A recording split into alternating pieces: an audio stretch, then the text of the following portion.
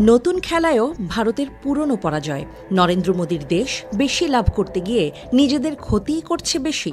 কারণ বাংলাদেশের ট্রান্সশিপমেন্ট সুবিধা বাতিল করতে গিয়ে ঝুঁকিতে পড়েছে ভারতের সেভেন সিস্টার্স ও চিকেন নেক ভিত্তিক বাণিজ্য।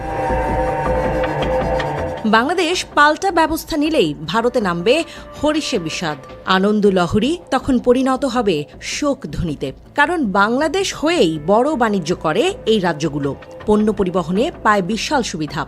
বাংলাদেশ ট্রানজিট বাতিল করলে এসব রাজ্যের ব্যবসা বাণিজ্যের খরচ বেড়ে যাবে বহুগুণ। বাংলাদেশের ব্যবসায়ীরা মনে করেন ভারতের এই সিদ্ধান্ত বাংলাদেশের ব্যবসায় খুব একটা প্রভাব ফেলবে না। বিপরীতে ভারত উল্লেখযোগ্য পরিমাণ রাজস্ব হারাবে। তারা এরই মধ্যে ভারতের বিকল্প বের করে ফেলেছেন। প্রয়োজনে অতিরিক্ত পণ্য পরিবহনের শ্রীলঙ্কা ও মালদ্বীপের বিমানবন্দর ব্যবহার করবে বাংলাদেশ। এতে বাংলাদেশ কিছু অতিরিক্ত রাজস্ব পাবে, সেই সাথে ভারত সে পরিমাণ হারাবে।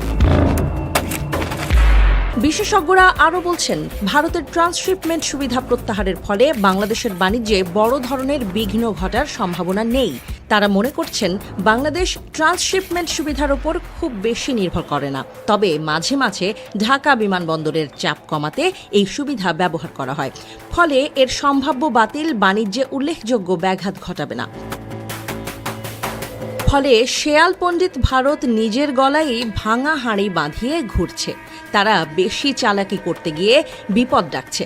শেখ হাসিনা পালিয়ে ভারতে আশ্রয় নেওয়ার পর থেকেই দেশটি বাংলাদেশ বিরোধী সিদ্ধান্ত নিচ্ছে। অনেকেই মনে করছেন ঢাকাকে চাপে ফেলতেই দিল্লি এই কুটো চাল চালছে।